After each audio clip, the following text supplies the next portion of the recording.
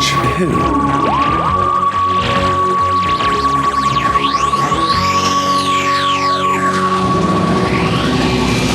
Hello. And welcome to Watch Who, a Doctor Who podcast. I'm Mark. I'm Sarah. And I'm a Doctor Who fan. And I'm new to Watching Who. Watching for the very first time. Very first time. And it's an emergency. Sarah, we've got minutes to solve these 3 logic codes before the thing crashes. I need to help. I need you to help me. I need to help. That's not logical. Well, what are we going to do? I don't know. What do you want to do? Oh, okay. Well, we'll just stop and record a podcast for a bit. Doesn't matter about the freighter. We're fine. We're all right. I mean, even if we do them, what's he say at the end? No, I'll never know if I was right. Well, yeah, because he didn't get to finish it. I know. No, I'll never know if I was right. No, we never will. Oh, well. We'll get in the escape pod once we finish recording, so we'll be all right.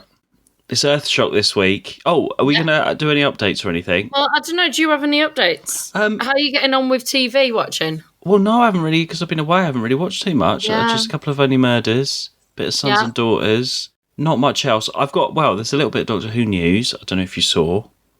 No.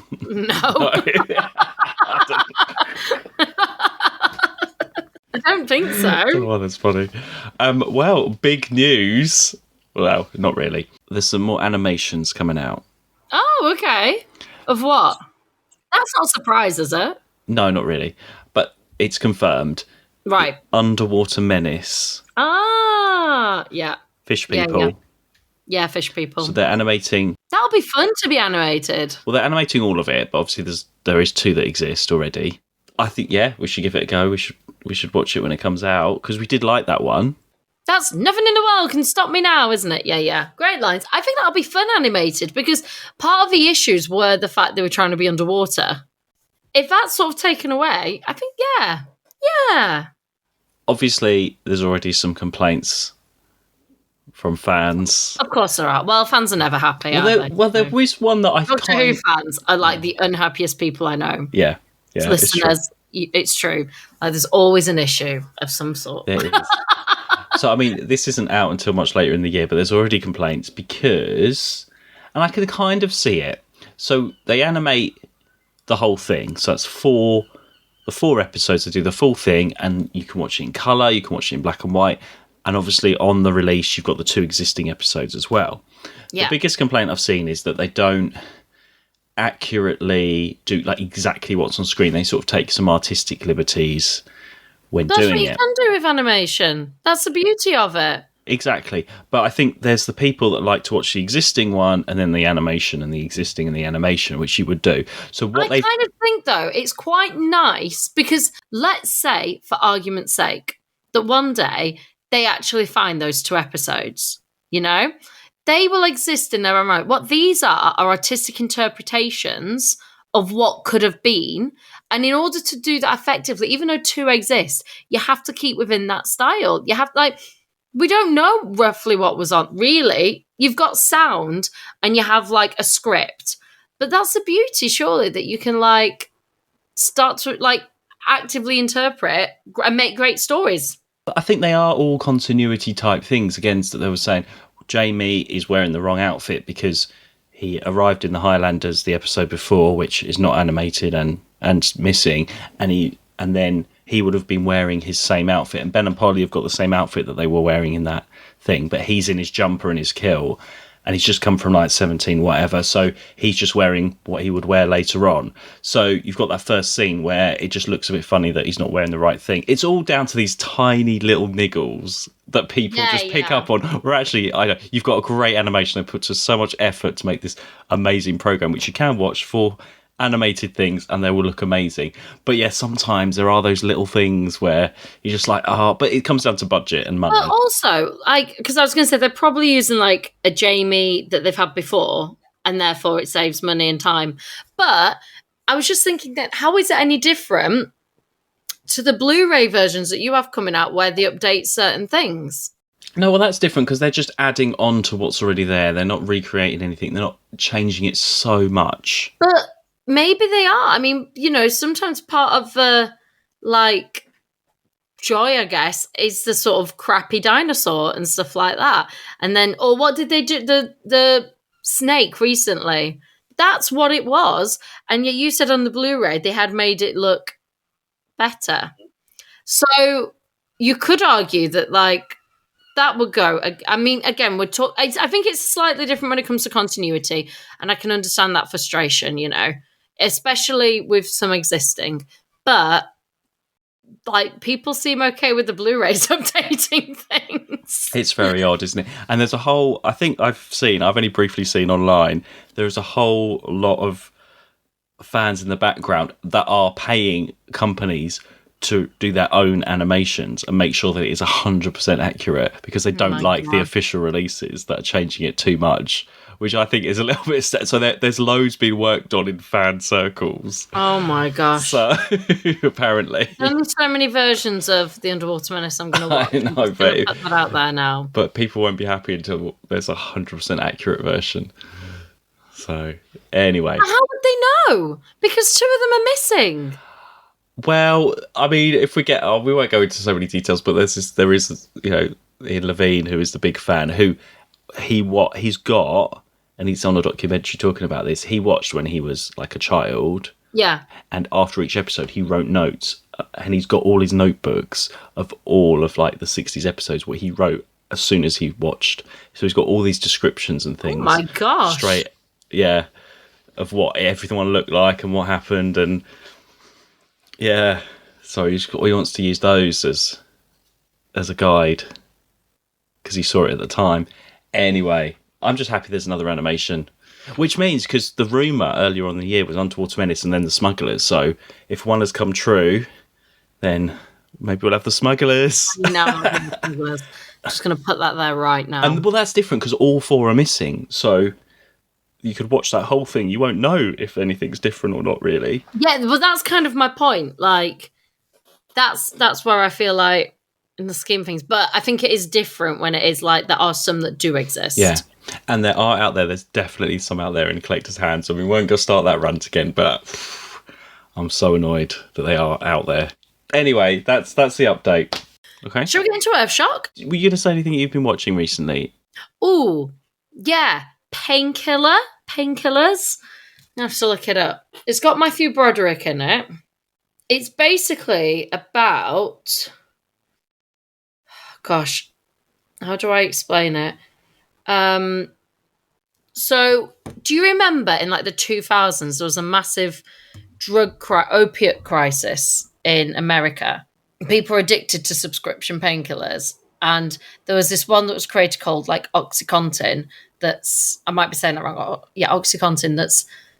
It's stronger than morphine, and it's like the same as heroin. So people basically were given it as a pain relief, and it had a slow release like thing around it. And it was from the same family that created. What do women say? Like, I need that type. Like in like 60 dramas, like, oh, she's flush, give her a. Oh, when I say it, you'll be like, I've heard of it. Anyway, they made that, and then they had like no money. He gave all of his money away. So they came up with this new drug. And it's talking about that and how it became approved, but how it also like became this epidemic that like, and it's a drama, but at the start of every episode, there's like an introduction from like some person, and they'll go like, everything is like true events, but names and things have been changed. But what isn't fake is like so-and-so, my daughter, my son, who died from this drug. And they like introduce every episode's introduced by a family member whose like child or someone they know has died from the drug. Like one was like a baby. One was a tablet was given to a baby, and the baby died. Like it's crazy, and it's really hard to watch. I found because, I mean, it's really intense, but it's true. Like it's not like watching a drama and you're like, oh gosh, what if it's that? Like it's all true. It all happened, and like it's done really well. It's worth watching. Also, because have you watched It's a Sin? Yeah, oh yes, yeah, I watch it all the time. So shout out, my friend just this week watched it right for the first time, And so he watched the first 2 episodes. I've been telling him to watch it since it came out. I'm like, have you not watched it yet? He was like, oh, it's so good. And I know someone in it. He's like, oh, who do you know? And I was like, oh, he's playing Colin. And he said, oh, yeah, he's such a nice character. He's so great. And I was like, because obviously, like, he knows that people, like, spoilers, but, like, Colin dies in the next episode. So, like, I'm like, He's like, oh, he's so good. He's like, nice words, down to earth. I'm like, yeah. No info. He's like, right, I'm going to go watch episode 3 now. And I was like, yep. All right, well, let me know what you think after. I'm trying to keep it really casual. We finished that today. So, we've been talking about that. So it's kind of like this, when like, what's coming up and someone else. So, yeah. Well, I very like this because Earthshock I didn't say what was happening in this one. No, and I did not see that ending coming. I wasn't sure if you would or not because there's hints in the first episode a little bit of, in a way. I thought, because when I thought, all right, well, they're not going to get him back, but like, I thought they might try and get him back, or because we've had this before where they start that conversation and it doesn't happen straight away. I feel like this is the first companion death. Well, I don't count her as I know you do. Oh, I was going to say, have you completely forgotten Katerina? No. I just never think of Katerina as a companion. I think her as like a traveller that ended up on the wrong place at the wrong time. Sarah Kingdom? Sarah Kingdom wasn't a companion, you said, because she didn't go between stories. Okay.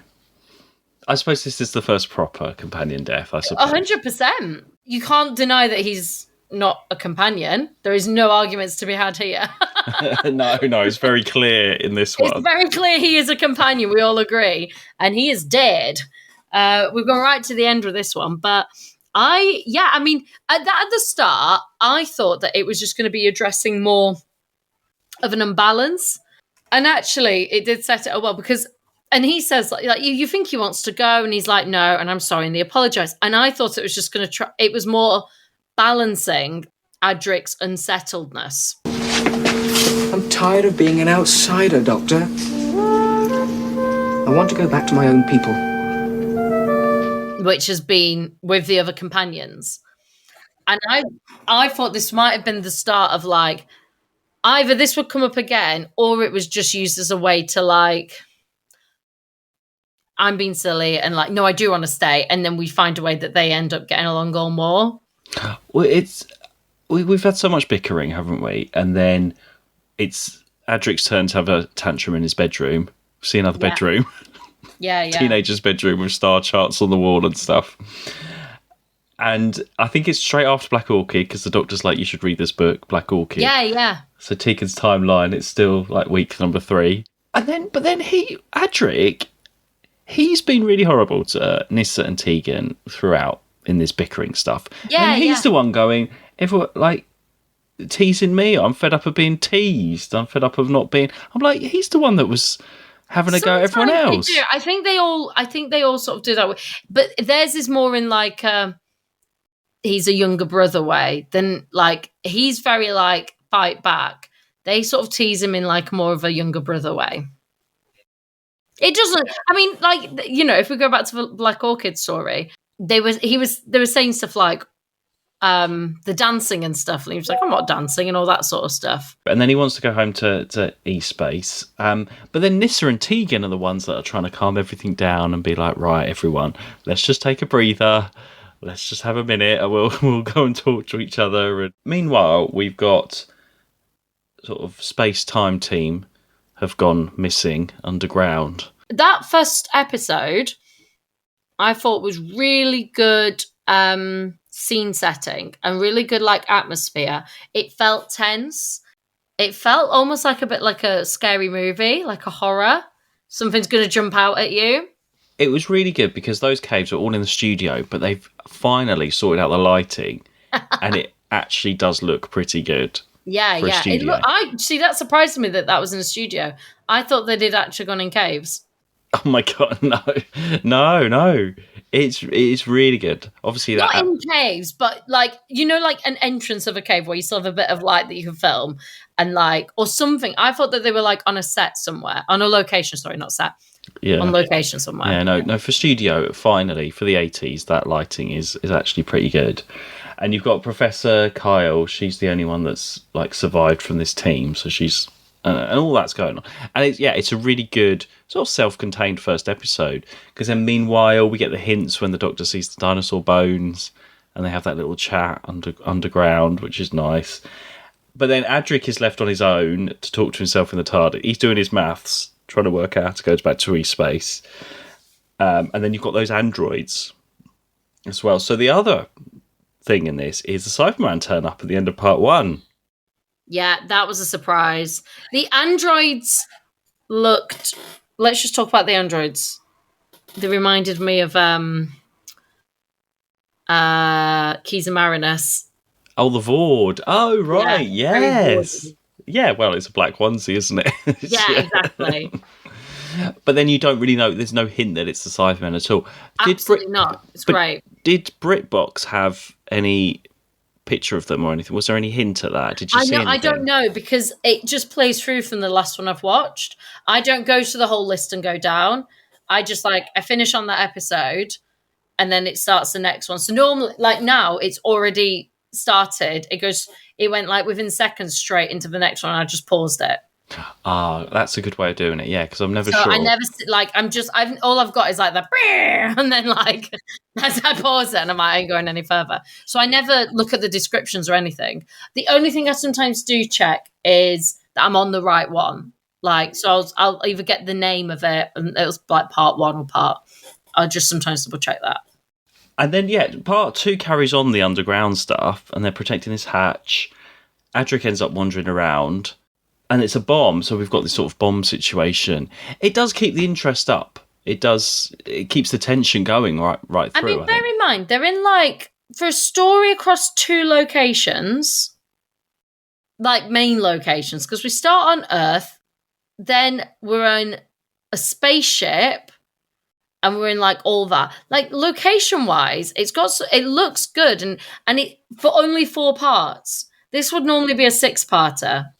It would normally be 2 on Earth, then we move on to episode 3, sometimes even 3, but 3 and 4, and then the last 2 would be a conclusion-y sort of thing. Yeah, it does pack quite a lot in, and it keeps the Cybermen, because then the Cybermen are away for most of it, just in their little. Well, they end up. We find out they're on the spaceship. It's not until end of 2. Well, they don't actually get out and start stomping around until 3, really. I think I'm trying to think when I saw the Cybermen first. I think it was 3. So the Cybermen say at the end, they're the big surprise at the end of part 1. Were they? They're the cliffhanger. Gosh, I don't remember that being the cliffhanger. Because the androids are seeing through their vision. I remember the androids fighting. Yeah, no, you're right. I'd blanked that out. I just remember the big fight scene at the end. Because then episode 2 goes into the spaceship. Yeah, no, you're right. I'd blanked it out. So the rest of half of part 2 is underground with the bomb, and the second bit of part 2 is on the spaceship. But the Cybermen are not. They don't get out of their little room for quite a while because in part 2. 3? Because in part 2 they're recognizing the Doctor. They watch back some clips from, which is nice because actually when they first saw them, and it must have been then because I thought, gosh. When did we last see them? And then in episode 2, they did show. You're right. It's all coming back now. What do you think of their new design? Because they do look cool. I think this lot they've changed quite a bit, haven't they? They have. They're a lot skinnier. Yeah. They have the weird see-through mouth. Yeah, you can actually see the human mouth this time. I don't like that. No, well, I think that's good because the idea is that they are supposed to be sort of augmented humans, aren't they? So, not since we had. Quite in my head when I think of this is interesting. I think of it's a brain in a box. So the face is just the head is just nothing. It's just holding key components, whatever that is. But then the body is somewhat human. And that's, to me, that's the scary element is that it's like a Frankenstein. Do you know what I mean? Where a body exists, but the head is something robotic and completely. So seeing a mouth for me kind of removed a little bit of that. Like that one you've got there. Got a little model of an 80s one, yeah. Yeah. Like, that is how I picture it. Well, yeah, that's what they are, yeah. No. But, like, these ones had the see-through mouth. Yeah, but That I one think doesn't. I think they're supposed to. Is it that model is exactly like how I picture it. Completely metallic, completely Well, yeah, it is. It's non-moving. just the little mouth bit, and they've got. I mean, the actor's got a spray painted chin. Silver. Yeah, I noticed that. Yeah, but no, I think they look very 80s. They look very appropriate. They're a very cool version. I like the original ones though, the sort of sock ones, because you could see the real eyes through there. I think, and the mouth. See, the sock ones are just terrifying. Yeah, they're scary. They're more effective. The last ones we had, because actually the last Cyberman story we really didn't like was the Fourth Doctor one in the caves. Yeah. Actually, caves again. That was really not good, was it? They weren't. But I don't know. I feel like there's some middle of like. I just don't want to see too human. I think it's the unhumanness that's scary to me more than like recognizing their humanity, because they have no humanity. No, supposedly. I mean, do get angry and stuff, but I think we'll just ignore that. Yeah. Whether they talk. But yeah, we got the two Cybermen watching Doctor Who, so it's Two Watch Who, Cyberman edition happens. That's the name of the episode. So yeah, and then the whole bomb thing carries on. Adric and the Doctor work well together. But again, I thought that it was... So, again, I was really surprised at the end, but I think it's set up really well. He says, explain it to me, and the Doctor just spend time explaining stuff to him. And also, I thought the calculations bit at the end was like really well set up in terms of like, we just seen him manage to work out his calculations to get home. So this felt like he's got that knowledge, he could do it. It felt like a really nice sort of throwback setup. Well, because he uses maths and everything quite a lot. I mean, he always has used his maths, I think. It's a shame Nyssa ends up in the TARDIS pretty much for the whole thing. Yeah. But also, I think it's because they're too similar. This is Adric's episode. This is his moment. And they can't have her out there doing the maths as well.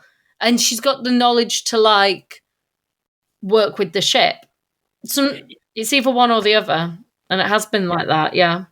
Yeah, so, after this sort of second episode, Nyssa's back in the TARDIS and stays there the whole time. And then I'm sort of skipping through quite quickly. The bomb bit happens, great. Everybody gets on board the TARDIS again. Come on board the TARDIS, troopers and Professor Carl and everybody, and they're like, which is again another way it cuts, because otherwise, when they first arrive, and it's like, oh, you're the people, you're the prisoners and everything. We don't want them under arrest or all that kind of stuff. If you show them the TARDIS, we're all friends, we all get on, we're all on the same team. It just cuts to that, doesn't it? That they're all together, which is good, because then we've got another lot of people now that are going to think they're prisoners and stowaways and all of that stuff, which is our space team of, we've got, is it Ringway, Berger and the captain. Have you got them yet? No, Captain. Why not? They're out of camera range. I don't want to lose them. Sound the general alarm. Like literally 3 people that are piloting this ship. I was going to say, like, I can't remember names. I remember their faces. The one with the mustache that was like holding Tegan's hand. Oh, that's Scott. He's the trooper guy, yeah.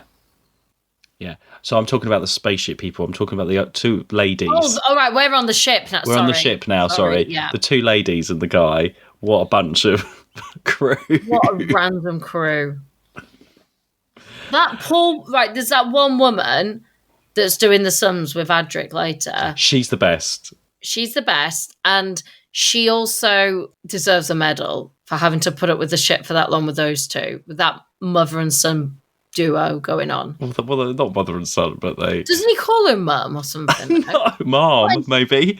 I don't know. He said something like, don't call me that, call me captain. Oh, okay. They're not mother and son. I don't know where you got that from. But I thought he said, oh, hello. I thought he said mother. And she said, don't call me that. Call me captain on this ship. And he's like, sorry, captain. What did he say? I don't know. He mumbled. I didn't have subtitles on. I know. I don't know, but they're definitely not mother and son. They're definitely not mother and son. So what do you think of the captain? The woman? She's very old school. Is she like this? Is what fans always talk about. It's like sort of stunt casting for this woman who she's known as a bit of a comedy actress. She's always on game shows and stuff at this time. So I don't think she knows what she's doing. She's certainly never done sci-fi or anything like this before. So she's that's quite obvious because she plays it so British and so like drama school, but like not in like I can't explain, like as if she's on stage. I can't explain it because I don't think any of that, I think she is old. Expressions justice. She's old school sort of stage actress though. Anyway, isn't she? But does it work or not? Is it a nice change? I mean, because we've had so many dickhead captains that will be shown. If it was a man being cast, you get the usual, and we'd go, "Oh, it's another dickhead captain." But at least I suppose it brings something different to it. I just kind of wonder what she brought in doing that. That's my question. Like, I think you could have had a different woman, and they'd have brought something else to that. It kind of just felt like she was reading the lines. Well, she probably was. There was no shade to that character at all. I think she got in, did the lines. I mean, you've seen some of that behind the scenes footage. I don't think she was very happy. But does it take you out of the drama of the situation? Does it make you take it less seriously? No, but like there was no light and shade to that character, really. It was literally just saying the lines and delivering them. And it's a shame because, like you said, it's not often we get female captains. We've got a lot of men. We get a lot of men. But what if it was that other woman? What if it was the Berger one playing the captain in that way? Would that be... But I think actually what she provided was light and shade. That's what I'm talking about. Like, you can shout your lines, but you can't just be like one tone the whole time. Well, she's a bit of a moody... I think she's supposed to be a bit of a... tone. Like a space and like bitch. No one's just one tone. I suppose I'm trying to think of what the equivalent nowadays would be. I suppose it would be if you cast... Do you know what it would be, Mark? It's if you cast a reality star in something. I was going to say, if you cast Kris Jenner as that... It would be exactly a Kardashian that. as... Oh my God, Kris Jenner would be so Kris good Jenner at as the captain in that. Oh my gosh, that's like perfect casting. That's who it would be, wouldn't it? It's the exact equivalent. It is. Because complete sidebar, but you know Kim Kardashian's in the next series of American Horror Story. Oh no, I didn't know that. Oh, like wow. a big role, like one of the leading roles. Well, she's a listed role in it, so it's not just like a little cameo. But I think this is what it would be. It is stunt casting, isn't it? But I don't know. I don't think it's terrible. I think it's entertaining. I think it livens it up, actually. They were like, let's get like some nice, cool name, like different naming. And it passed her agent's desk, and her agent was like, oh, you should do this. It's popular. And she was like, yeah, it's a job. And then turned up completely unaware what was happening and what to expect. Yeah. And has probably never watched a show in her life. No, I don't think so. Didn't think I'll research and watch one episode to get an idea of what it's about. But anyway, she's a captain. She just wants her cargo sorted. She wants to get a bonus. All of that. It's just so one-dimensional. I don't know. Yeah, it's a shame. Because I wouldn't say she was weak, but it was weak. It's hard for me to put my finger on it. But you're right, Kris Jenner. Yeah. Oh my gosh, you nailed that, Mark. I'm really proud of that. Well done. I'm proud of you there. I see the Time Lords have emotional feeling. People became engaged in our family and in our show. Surely a great weakness in one so powerful. The audience and the fans have watched us evolve and grow up. They restrict and curtail the intellect and logic of the mind. They've watched Kendall and Kylie, who were, very young when we started filming. And, getting puppies and, all the different stages of life. They've seen people get married. They've seen divorce. They've seen, sadness. And they've seen the happiest of happy times. These things are irrelevant. When you don't know something about a business, it's easy to criticize. Kill her. And then in part 3... there's a lot of wandering around this spaceship. It does get a little bit slow while the Cybermen are working out their plan.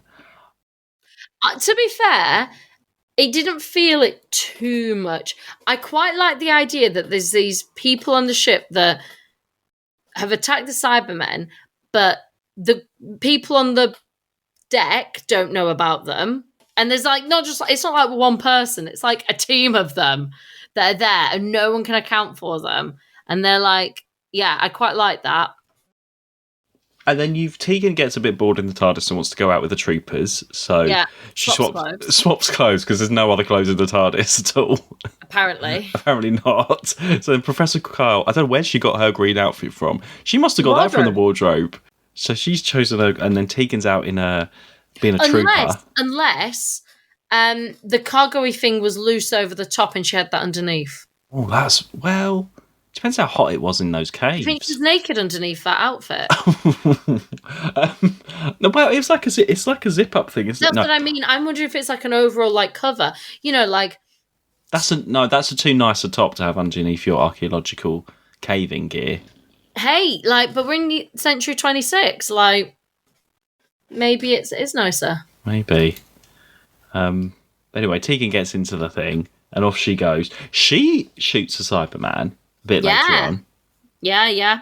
Notice that she has her heroic moment. That'll be for a nomination, I'm sure. And actually, Nyssa ends up shooting one at the end, and then the Doctor shoots the Cyberman at the end. So they all have a gun moment, which we've said before, the companions and the Doctor shouldn't really be doing that.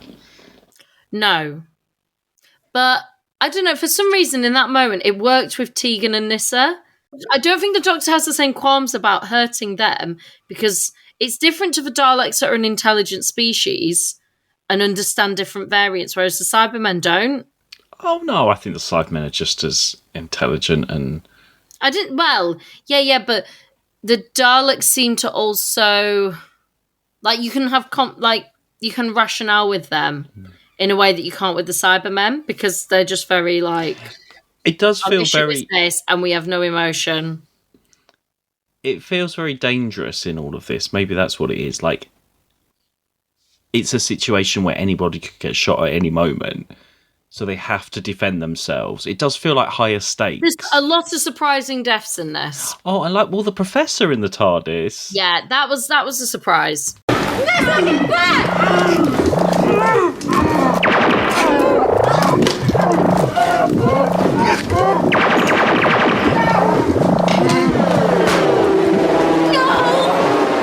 I mean, that's going to be a hero moment, I think. She needs an Oscar for that, or nominate it, because she saved Nyssa. I didn't work out what happened. So, the Cybermen were coming in, so you got the Cybermen coming in, and then one gets shot, and then the doors of the TARDIS shut while the other one's, he's sort of half in with the gun, and he's about to shoot. I think he's about to shoot Nyssa, and then... she sort of goes up, and I thought she shot and then fell down, but it must have been that he shot. It looked like she shot... And I thought, like, did she hold it backwards? I don't understand. I think she just didn't press it in time. The Cyberman pressed it before she could, I think. And then, she got killed. So but she's a bit useless after episode 1, really. She's only really there to get everybody. It's a bit of a shame, actually, because she was a nice character to begin with. And then there's so many people in this that she just doesn't get a chance to do anything else. And she didn't want to go out with the troops. So, she's just there. I like Nyssa and her have the most boring job. It's just them two just watching on the screen or just waiting. Yeah. That's truth. That's the boring bit. And then, Ringway turns out to be the traitor, the son. Apparently, her son. We need to go back and work out what she said, but it definitely wasn't. What he said. He called her mother. She said, "Don't call me that." I'm gonna look right now. I'm gonna get BritBox up on my phone. When do you say that now? It's, when Kris Jenner's in that music video for Mother. Oh, yeah. We need that. You are so obsessed with Kris Jenner. No, I'm just saying no. It's because... Who's your favourite then? Have we had this chat? I think, she's definitely one of them, yeah. She's a badass. Right, let me just hang on. I'm thinking of Beryl Reid in the Meghan Trainor's music video now. I'm finding out because it's going to annoy me. It's a previous episode. What, are you looking at the subtitles?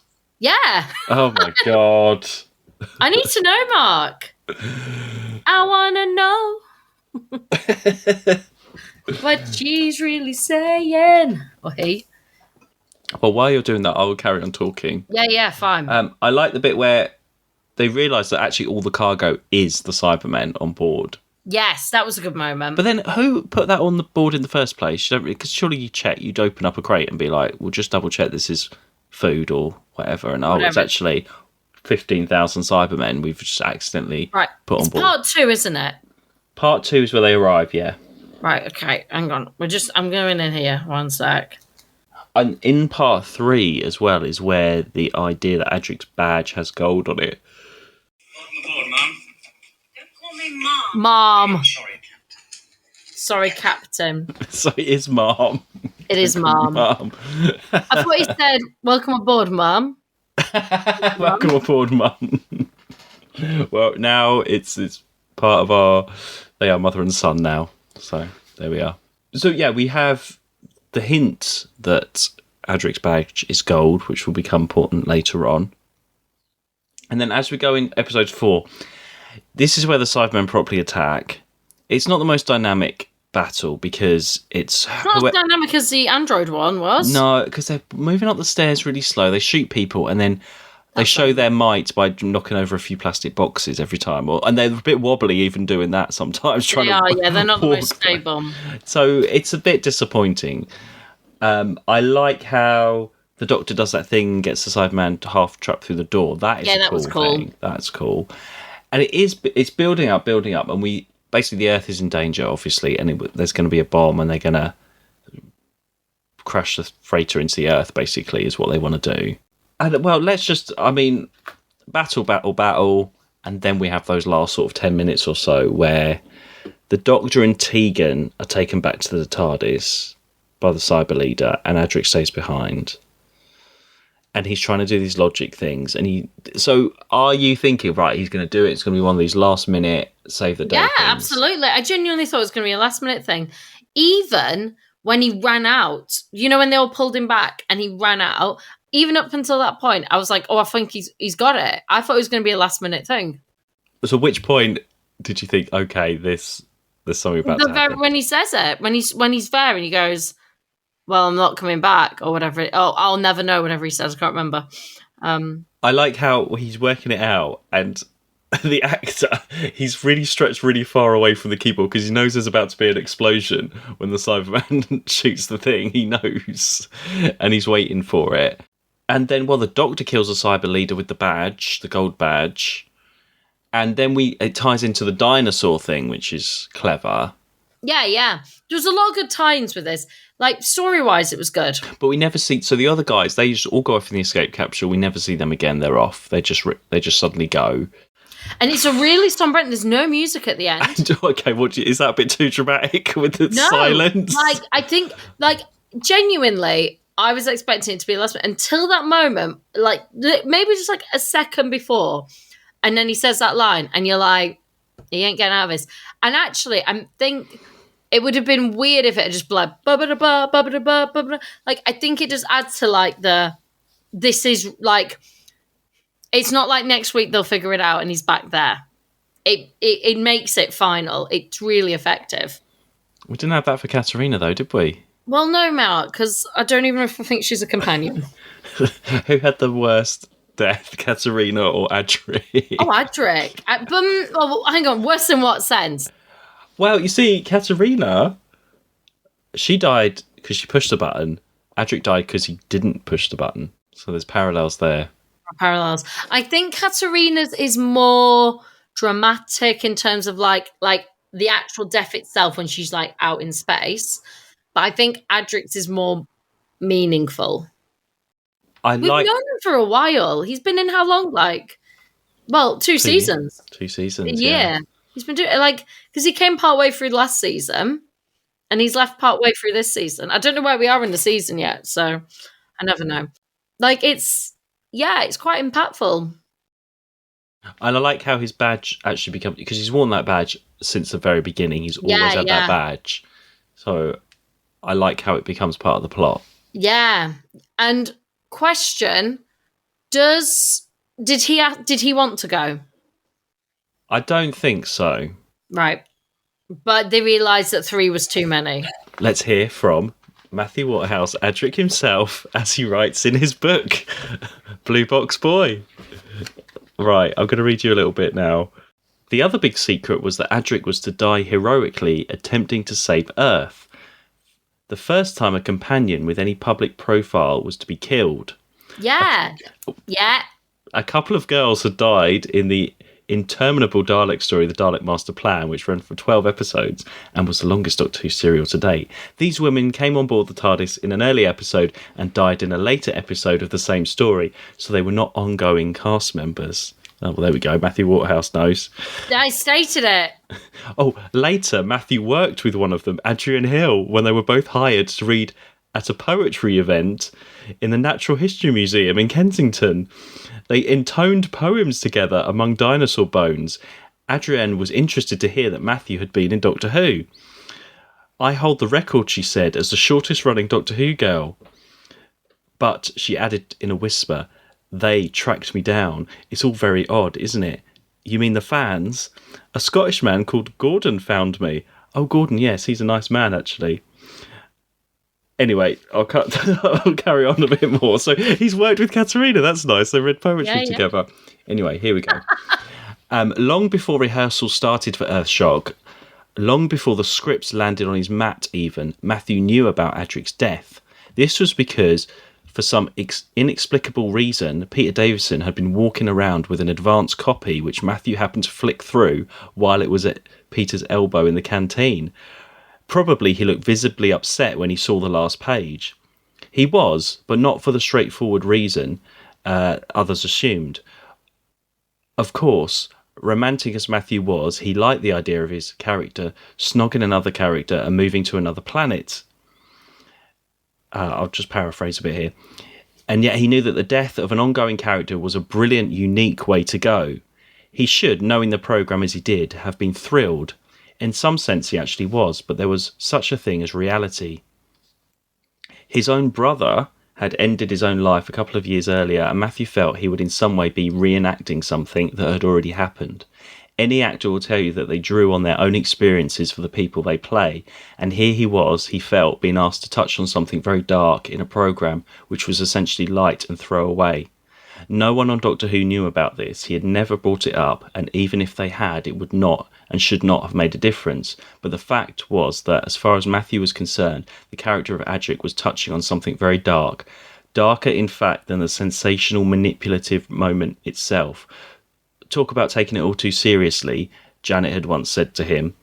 The trouble is, you're always trying to find things in these scripts that aren't there.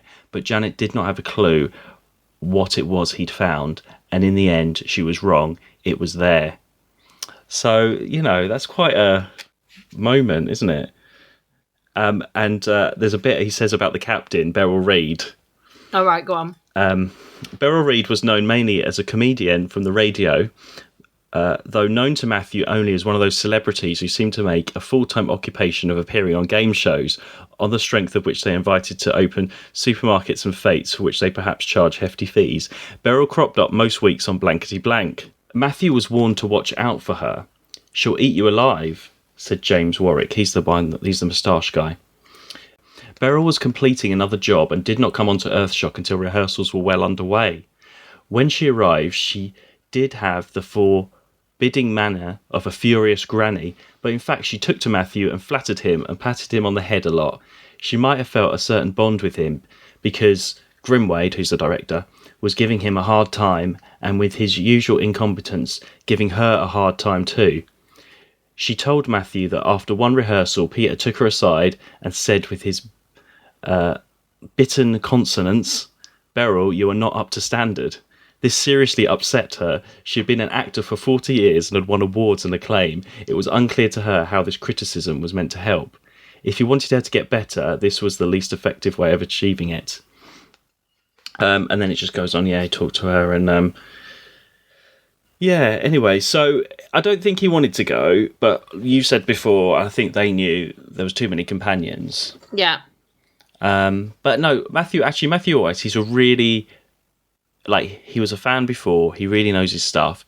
I don't think he had the best time on the show, just with Tom Baker and all of that. And then with this lot, it's funny because a lot of people say this as well. There's the DVD commentaries, and it's the regulars on there. and they do the As Blu-ray. in who? Who's like Dr. Tegan, Nyssa, Adric. They all do Right. the commentaries together, and they do the sort of behind the sofa things on the Blu-rays where they all watch it together and stuff. And the dynamic sort of goes back to how it was. They all sort of treat him and sort of take the piss out of him a little bit. It's always like they sort of gang up on him a little bit, especially Tegan Janet Fielding. She's the loudest one, and they always it's so fair. Matthew Waters, he always tries to, he probably says the most interesting things, but they're always quite sort of loud. I mean, Nyssa not so much, but maybe the Doctor and Tegan are quite, they're quite but they're big gangy up, but personalities. they've got big personalities. So he's always sort of on the side, or trying to get a point across. And I think the dynamic comes back whenever they get together as well. It's sort of, I think that's how it was at the time. But no, he's a nice guy, and I have met him once before, so he's that's definitely him. yeah, Oh my gosh. It's like just a white-haired version of Adric. yes. So yeah, he is really nice. And yeah, I feel like Adric was such an unusual character in a way. We've had a lot of young girls. We've not had a young lad, really. Can you think of any of them? not in that way, because like Jamie and Ben and Stephen, They were and older and they had Yeah. like experience. So that in itself was a new thing. And I think it's a shame. I think it's a shame really that Nyssa was there. I Because don't. I like Nyssa a lot. That's not a diss.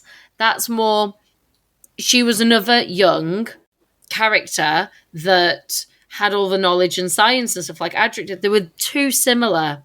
If you're going to have that, like, it's nice for the girls to have something in common, like, as in, like, they don't have anything in common, but they're both females. And so that brings to the male's doctor. I don't know. I think there'll have been a thing. And they thought, well, Tegan's great because Tegan's like she doesn't know anything and she's a big personality and like all that's great. And I reckon it'll have been between those two. Yeah, I think it was at the time. Yeah. I mean, his acting hasn't always been amazing. Sometimes it's been a bit awkward, but it depends as well what he's given. Well, of course it does. And like, it's a shame because early on with other Doctor, he was given quite a few different things. It's since this dynamic that he's just become the whiny boy. Yeah, I know. Yeah, I think, yeah, with it, when it was just the Fourth can you Doctor do and with that? Adric, like Keeper of Traka, when it was just them two, or if it had just been them two, I think that would have worked really well. And then you had the kids, that Adric and Nyssa being the kids, sort of the Doctor and Tegan being the adults. Something had to go, but I think killing him off was a good thing. Oh, for sure. It makes him a memorable character. It cements his part in the history as being one of the first companions to die. Absolutely. Maybe he wasn't happy with it at the time, but I think he looks back on it and he's like, actually, that was a good thing to do. And obviously, you would have had loads of little kids at the time who would have loved Adric and been a fan of Adric. So that was Yeah, a exactly. really big And like, thing. yeah, I was going to ask, what was the reception at the time to that? Do we know? I think loads of kids were upset, yeah, and wrote in. That's also lovely. Yeah, I suppose. Like from an acting point and like from a character point of view. What do you think to their reactions when he died right at the end? I thought they were good. Like I said, I thought the whole end was really. I think, like, again, this is the first time that the Doctor's lost someone that he knows, a companion that he's close to. You can't deny that he's not close. He's living on his bloody TARDIS for that long. He's brought him from another space. How do you think they're going to react now? Because I don't know, because like we've had this continuity thing, so like I don't know whether they will go back. I think it'll be mentioned, or I can't work out whether they'll start it as in like it's like a few days later, or whether it'll be from that moment, or what. I don't know. What's the next one called? Oh, well, the next one is called Time Flight. Oh, that gives nothing away. I don't think they're back on Earth. No, yeah, it's definitely the most memorable thing of this season, for sure. Yeah, for sure. I'm glad you weren't spoiled by it. Though I was going to say there is an audio story which they have Adric, like something where in some alternative timeline he was saved, And it's Okay. the fifth. It's the Doctor and Nyssa land, and he's played by the guy that played Manuel in Fawlty Towers All right. Okay. as an old man. So it's Adric as an old man, and this was before Matthew Waterhouse came back and did audios. And he's like king of this insect people, and he wants to capture Nyssa, and he's been in love with Nyssa and tries to like want to marry her and stuff. And it's just like creepy old man Adric, and it's really weird. But he's like an alternative. Alternative Adric. Yeah, that was a bit of a weird thing that they did in the audios, but that's not official, so it's fine. But no, he's and just thinking about Katerina as well. I count Katerina still. Because I suppose the thing is with Katerina, that was in the middle of the story. So they didn't have any time. They didn't have any time to stop. They were like on that spaceship, weren't they? With the Daleks after them and stuff. So this is where they're not in the middle of anything. They have got time now in between stories or however it's going to carry on. I'm not going to argue with you about something from like 10 seasons ago. All right, okay. We've had this debate. You can have Katerina. We just haven't talked about her for a while. We've not, and I like to keep it that way when it comes to Katerina. Okay, well. It's a very intense, random companion. Okay. Okay then. Well, yeah. It's. I did say it was 4 episodes next time. Anyway, No, you didn't. No. Okay. Cool. It's Fine. 4. So there we go. Hopefully, let us know, people, what you think of Adric's death. Nice. Yeah. And were you surprised when you found out? Because I think I knew when I watched this on video that I'd read it somewhere. I think it wasn't like a shock to me when I first watched it. Yeah, well, no, it was a must have, complete shock to me. Complete shock. I must have read it in a magazine or something. To the point, I actually rewound it and watched it again. Oh wow! That shows how it's good. And I was like, "What?" And then I went back and like to be like, "I'm not like misinterpreting this." Yes, he's definitely dying. He's definitely gone. Yeah. Yeah. And well, the dinosaurs live, so there you go. Either Adric or dinosaurs. That's the choice. I think That was the choice. Apparently, yeah. Yeah. Okay. Well, we will see you next time to see what happens in Time Flight, the impact of Adric. And in the meantime, you can follow us on Twitter and Instagram at 2WatchWho. See you next week. Bye. Oh, bye. We're going to get into this escape capsule thing now. We haven't done any of the algorithm things then, no?